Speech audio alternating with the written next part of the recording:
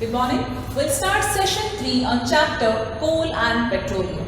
In our previous class, we understood how coal was formed and what are the different types of coal, that is based on the carbon content, and we also understood while processing coal we get different products such as coal tar, coal gas and coke, right? We also understood their uses. We also discussed where all and which all field we use this coal tar, coal gas and coke. Now we'll move on to our next fossil fuel, that is petroleum, or we can say nothing but as crude oil. Basically, when we talk about petroleum, it is derived from two words, or it is formed from two words. Basically, petra which is meaning rocks, and oleum or olum which means oil. That means when we dig deep into the earth crust through rocks, we get a type of a oil which is called as a petroleum.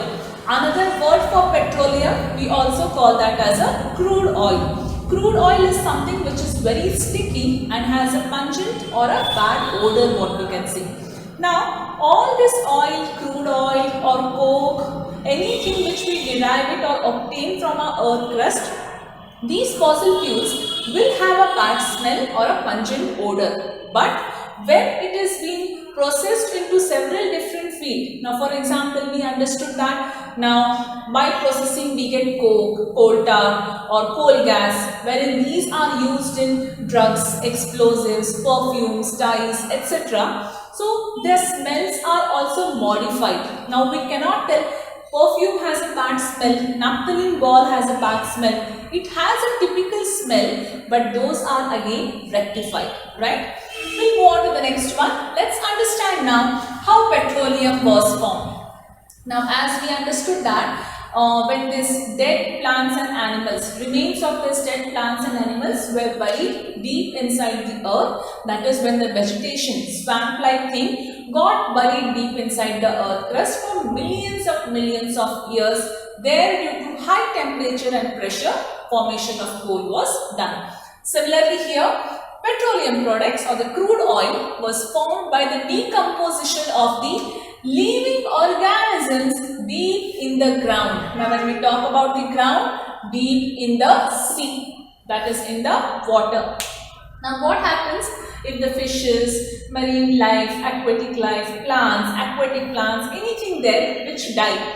So they have to sink in the bottom of the river, that is sea. Once they sink down and again they start submerging down inside, right? Again, due to the action of the decomposers, millions of years, what will happen? They start decomposing. When these died, they fell into sea floor. Of course, yes, buried and squeezed under rocks. Under high temperature and pressure, formed the oil. Now, we will not go in depthly how it was formed. We just understand when the living organisms in the sea died, they sank to the bottom of the sea and they mixed with the rocks deeper and deeper millions of years ago, then which buried and squeezed under the rocks under high temperature, pressure, they formed the oil, which is nothing but a crude oil, what we talk about. This crude oil, what is found is thick, dark color liquid which has an unpleasant odor. Now that means petrol has a type of a odor, then diesel has a type of a odor, kerosene has a different type of a odor. Every petrochemicals products obtained from them have different type of smell and odor, a typical smell. Now what are the products what we get from petroleum? We get many products such as petrol, LPG, diesel, paraffin wax, lubricating wax, etc. But how to obtain them? So we obtain them in a refining column, that is called as a refining distillating column or a fractional distillating column. Why fractional? Because fractional distillation is something like this, where you have a column where it has fractions. Each fraction, one oil is obtained. Now, how do you know which oil is obtained? We'll first understand what is refining. The process of separating various constituents of petroleum is known as refining. Because the petroleum what we have got deep inside the earth, deep inside the sea, it has many products, right? How do we derive this product from? That is done in refining. So whichever product, whichever components have high boiling point, they are found at the bottom, and whichever has low boiling point, they are found at the top. So what we can understand here is in this refining column, petroleum, all those products are refined further and we get many products from petroleum, that is crude oil. So first petroleum or this first crude oil well was dug in Pennsylvania, and after 8 years in India it was dug, where we found oil somewhere in Assam, Gujarat, Bombay High, etc. So let's go on, let's understand what are the different components of petroleum when we go or when we do the refining process. So the different constituents or the components of petroleum are LPG, petrol, kerosene, diesel, lubricating oil, paraffin wax and bitumen. That means here I have written in order. The one which is at the top has a low boiling point and one which is at the bottom has a very high boiling point. This is how it is obtained in the fractional column, fractional refining column. So we do not study here about the fractional refining column. We only know that it undergoes the fractional refining. After that, these are the constituents obtained from the petroleum and we should know the uses of it. Let's understand. We all know LPG, we use it at our home for cooking and also used in industries. Petrol, used for our motor vehicles, right? Kerosene, it is also used as a fuel for stoves. As I have told you, people also in olden days or even somewhere in the remote places now also, people use kerosene stove for cooking. They are using lamp. If you have any time come across, in olden days, we did not have candles, were later introduced, right? We still had a glass, a lamp where you used to fill kerosene in it with a wick, and that was used for lighting actually. Fuel for stove, lamp and also jet aircraft. We use it.